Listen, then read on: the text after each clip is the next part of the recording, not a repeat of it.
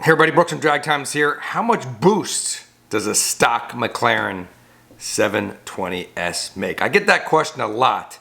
And well, there is no boost gauge in the 720S, so I've never actually known how much boost this car makes. But in this video, I'm going to show you how to install a boost gauge in any car if you don't have one already, assuming your car has turbos, and assuming it uses the OBD2 port, onboard diagnostics.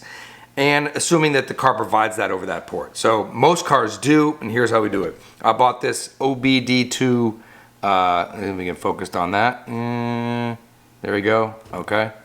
OBDLink MX Plus, I'll put a link down in the description, but basically you take this, you plug it into the OBD2 port in your car, you connect it over Bluetooth to your phone.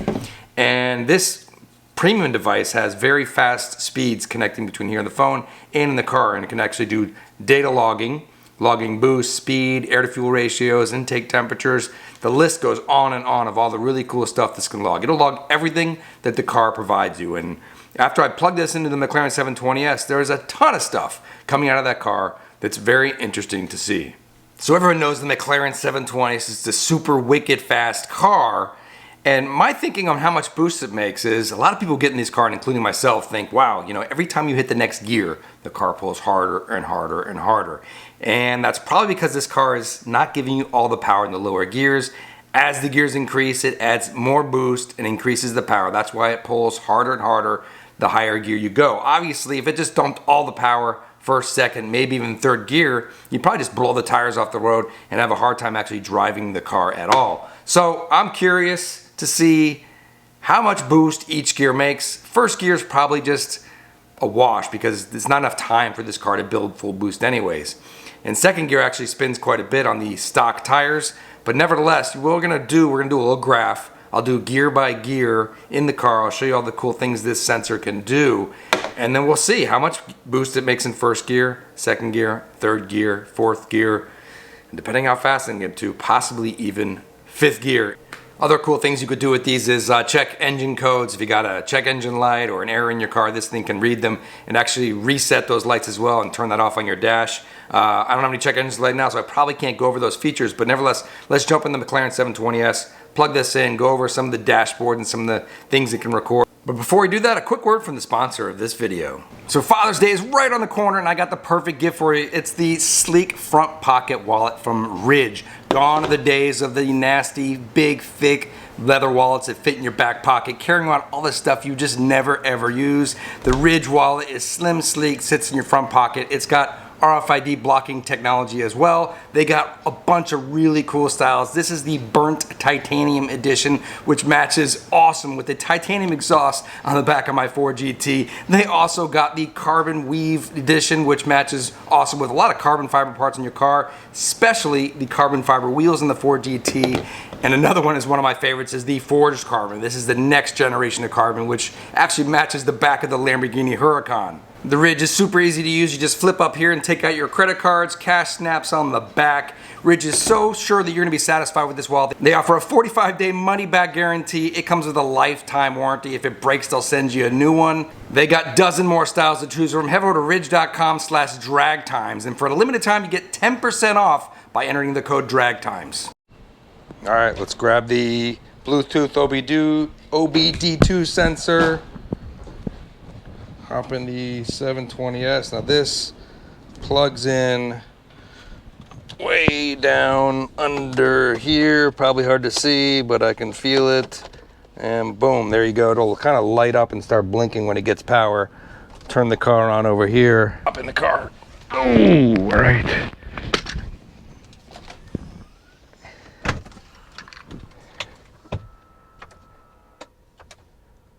Oh no. I forgot the key. Damn it. Now, this will work. The key. Oh, this is tight fit. All right. There we go.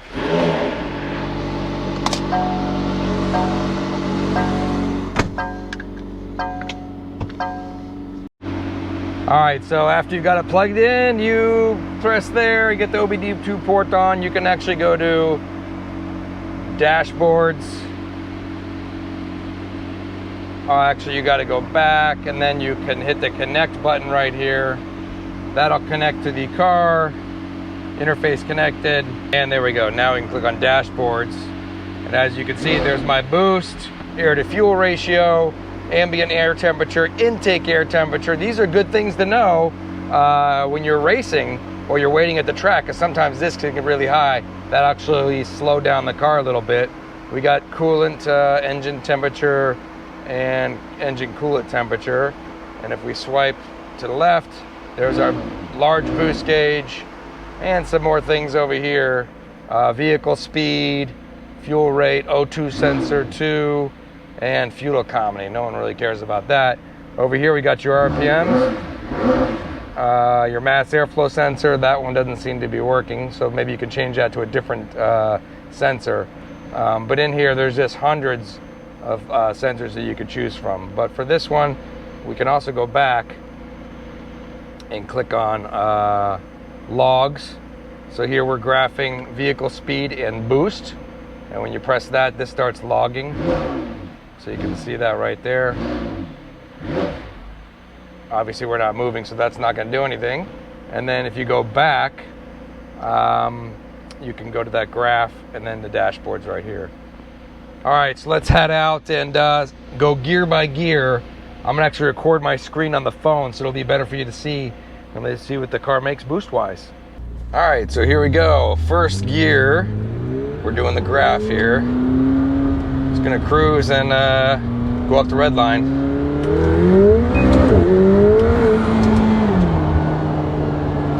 So you can see the max peak boost was maybe 12 pounds right there.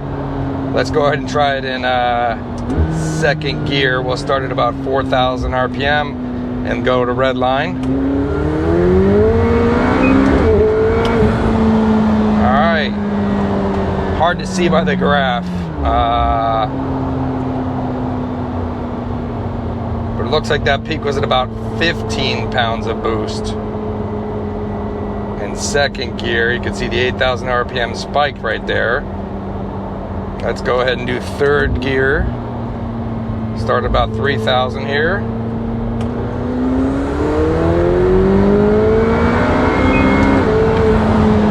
All right. And I need gas. Figures. So that spike right there, 8,000 RPM, you can see in the graph.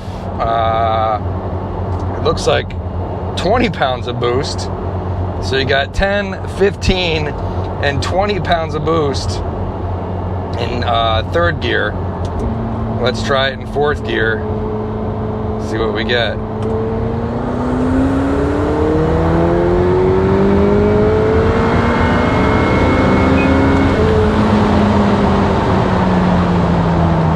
Really starting to move now. Looks like just over 20 pounds of boost in fourth gear. We'll have to go back, maybe look at the logs and get an exact measure on that one.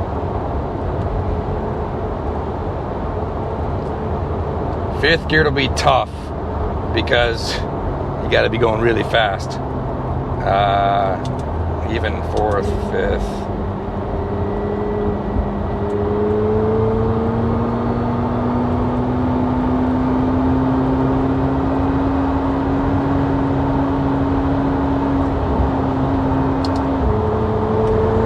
Fifth gear.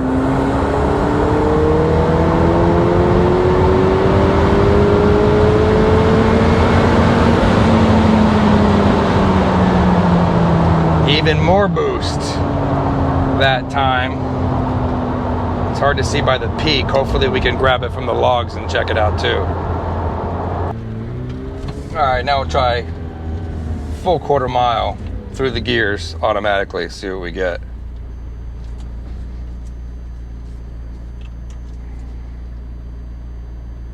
Launch enabled, waiting full throttle, let the graphs get placed, let that go, and let's see what we get. A lot of spin.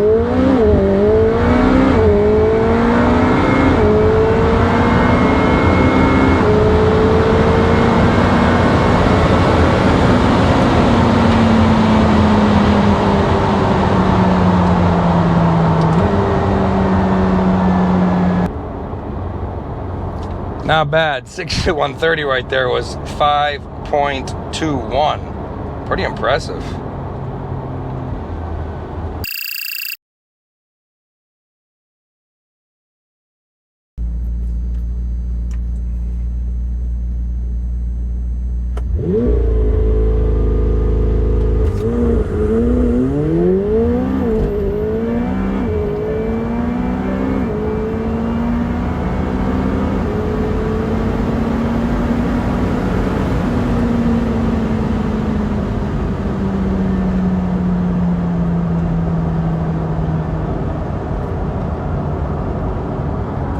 All right, so quick summary. First of all, the 60 to 130 time, I was totally unexpected because I've done a bunch of 60 to 130 runs. Great weather, my sticky tires and all that kind of stuff. And through spinning that first run of 5.21, I was like, wow, that's quicker than usual. Let's try it again just to make sure it wasn't like an error on the drag or anything. Ran it again. This time I actually wanted to get it on video as well, and it ran 5.17. I'm pretty sure that's the quickest 60 to 130 time for a 720S. If anyone has any better, drop in the comments. Let me see it. A lot of people saying it's fast from a dig or fast from a roll. I really don't know. Usually I do them from a roll and I get better results. And at the track, when I measure 60 to 130 from a dead stop, usually it's not as good. But nevertheless, 5.17 for a stock 720S is pretty wicked. What do you think the 765 LT is going to do? I just finalized my spec. Maybe I'll do a video on that. But the 765 has at least 50 more horsepower as per McLaren.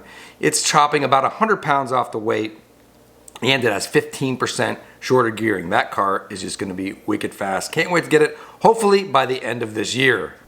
Another interesting takeaway from the measuring the boost, as you can see, it goes by really fast, but you can definitely see as speed increases and as the gear increases up to about fourth gear where it maxes out the boost, it's just over 20 PSI. One interesting thing that I wasn't expecting to measure was how much boost it builds on launch. So in this car, when you enter launch control, there's a little screen on the left that says, apply throttle, and then when you do that, the RPMs will rev up to about 3,000. It'll say boost building. And it takes like another second there before it says boost ready.